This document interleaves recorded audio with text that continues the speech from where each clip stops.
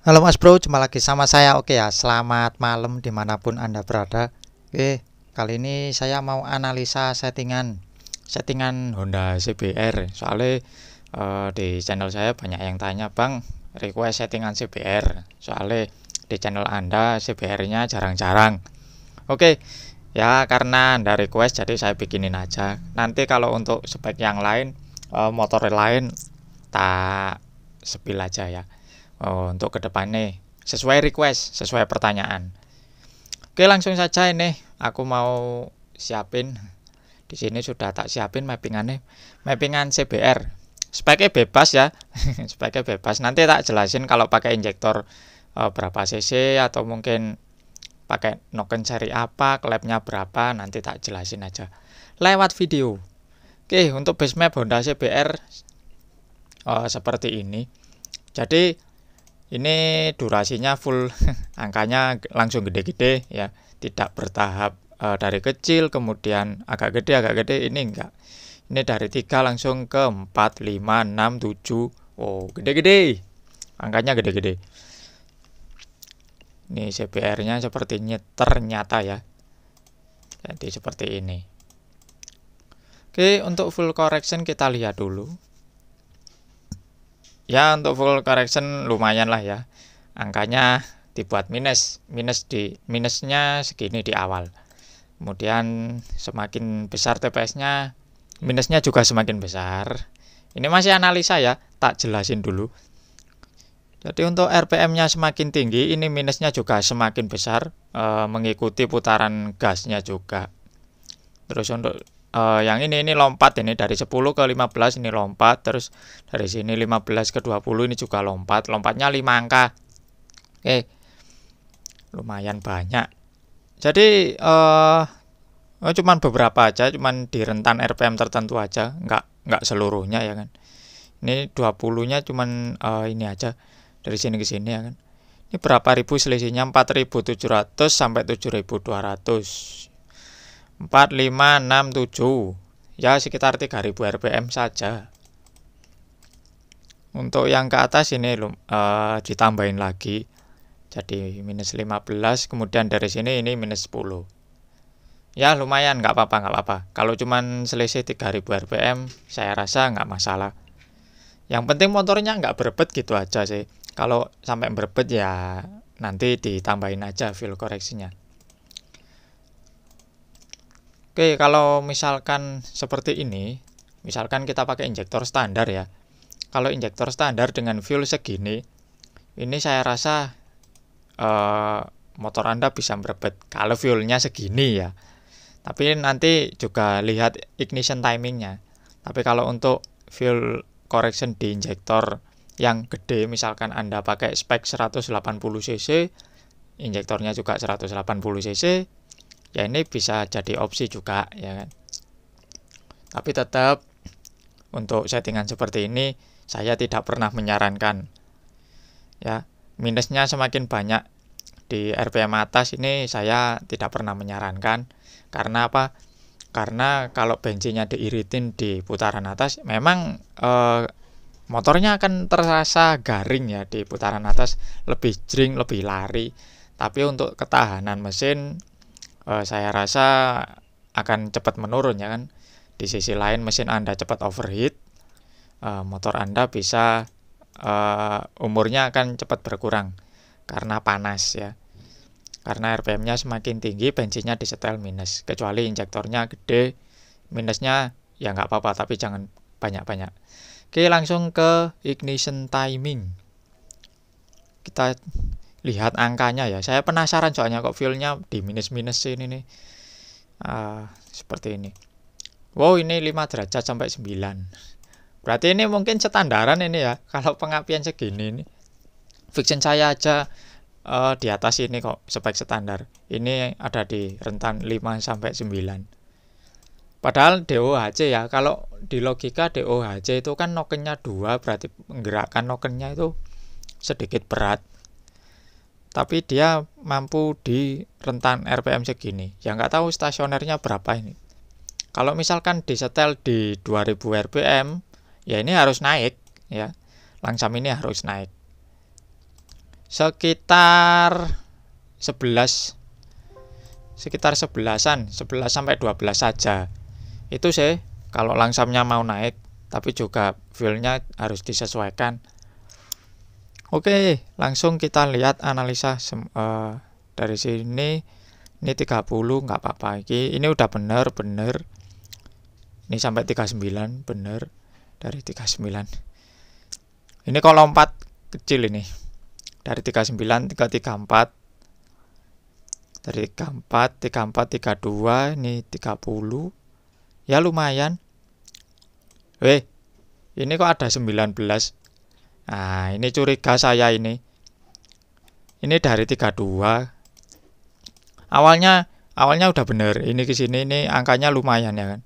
Tambah gede. Nah, stuck di 34, kemudian turun ke 32. Nah, 32 ini kok ke 19. Ini apakah ada hubungannya sama fuel correction tadi? Kalau kita lihat fuel correction di sini, ini minus 15. Oh, di RPM 8.500. Oh, ini, nah, ini angkanya yang kecil-kecil ini. Minus 15 sama minus 10. Ya, berbahaya ini ya. Jangan ditiru ini. Saya tidak pernah merekomendasikan settingan yang seperti ini. Kalau settingan saya bukan seperti ini. Ayo kita lihat grafiknya saja ya. Wes, grafiknya amburadul. Ini udah bagus. 0, 2. Nah, ini kok kayak gini. Ini baru pertama kali saya lihat mappingan CBR seperti ini ya. Atau mungkin dari sononya memang seperti ini, saya juga nggak tahu. Setahu saya grafik Juken itu mulus-mulus ya kan. Nah, kayak gini lihat. Naik gunung, turun di tengah ini, terus turun lagi. Apakah basic DOHC itu seperti ini? Soalnya motor DOHC selain CBR itu ada Sonic, ada Supra GTR, ada GSX, ada Satria. Tapi mappingannya nggak kayak gini. Ya, ini mappingannya lumayan bikin saya terkejut. Nah, ini. Oh, ini baru rata. Di 70 sama 75 ini bagus. Ya, mappingannya lurus, konstan seperti ini. Loh, ini apa ini? Ini yang tadi nih.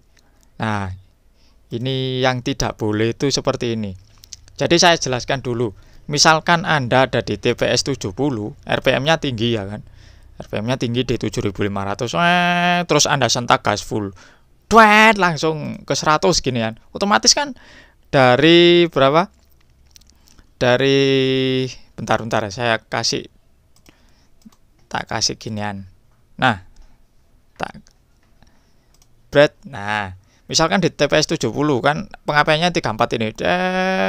Berat di 7500, terus Anda sentak ke 100%, otomatis kan geser langsung ke bawah ini. Langsung pengapiannya langsung turun derajatnya. Nah, kalau terjadi seperti ini, andaikan Anda langsung gas, motor Anda bisa ngelidik loh, bisa knocking karena pengapiannya langsung jadi mepet. Ya kan? Gak langsung kecil. Jadi ini sangat berbahaya. Ini kalau bisa disamakan seperti ini ya. Jadi yang 100 ini disamakan kayak gini, dirapikan. Terus yang atas ini juga sama. Nah, yang kayak gini nih tolong dirapikan. Dirapikan seperti ini ya. TPS 70 ini loh bagus ini. Jadi nanti hasilnya akan berkesinambungan. Ya kan? Seperti ini semuanya. Itu bagus ya. Jadi kalau disentek nggak ngelidik, meskipun Anda setel, apalagi Anda setel minus ya. Sekarang kita lihat perbandingannya antara fuel correction dengan pengapian. Oh, ini minus 20, ini aja geser. Oh, ini minus 15 di RPM tinggi. Apa nggak ngelidik motornya mas? Waduh. tidak disarankan. Kalau bisa ini ditambahin aja ya. Ini berbahaya. Oke, kita lanjut. Soal ini udah tak bahas. Sekarang ke injektor timing. Oh, ini belum ke setting ini. Sekarang saya mau lihat grafik di menu analisis biar tahu panjangnya base mapnya tiap TPS itu kayak gimana. Nah, seperti ini. Oh, langsung masuk guys. Oh, ini lumayan bagus Mas Yan. Wih. Nah, grafik seperti ini. Oh, bukan, ini masih TPS 0. TPS 2 masih lumayan. Wes. Tidak rata. Tidak rata, guys.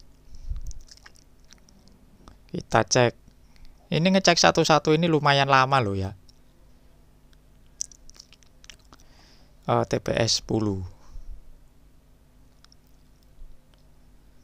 TPS 10. Tidak ada masalah.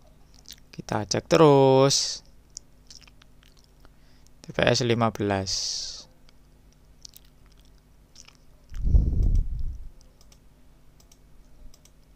Wih. Nggak ada masalah ini. Yang jadi masalah itu yang tadi. Kita lihat TPS 100%-nya ya.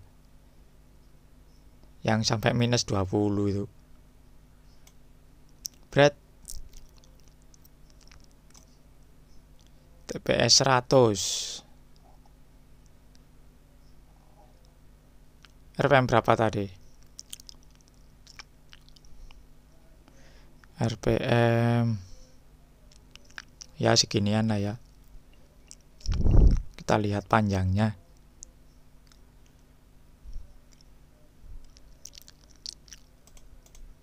Ini ke atas.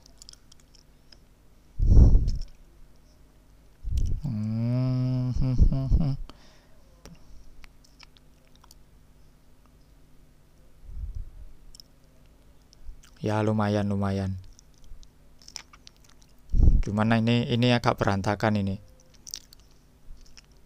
Gak apa-apa dirapikan.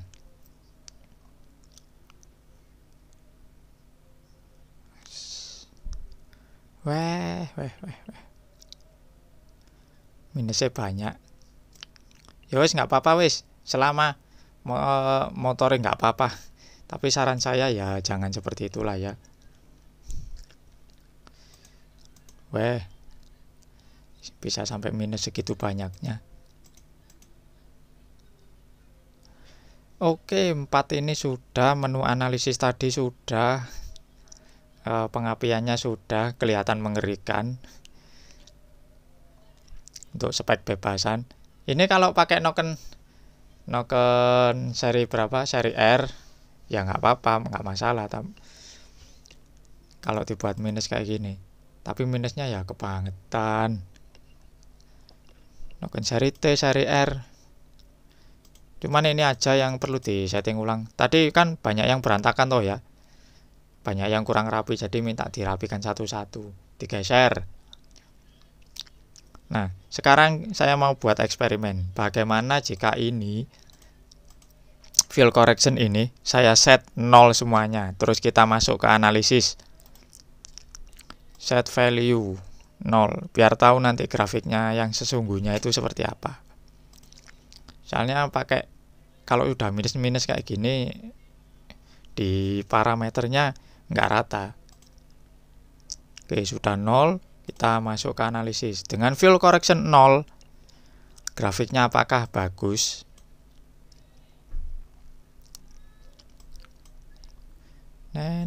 Loh, langsung rata, bos. Oh, keren kan? Ini kalau 0 langsung rapi. Oh, langsung rapi. Ini langsung rata. Yang sini nggak masalah. Yang penting yang di sini ini kan lurus toh. nggak bengkong-bengkong. Dadat dadat.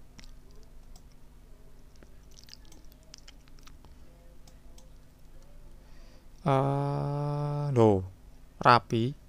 Soalnya aku lihat ujungnya ini kalau ada yang ke belakang dikit itu diluruskan.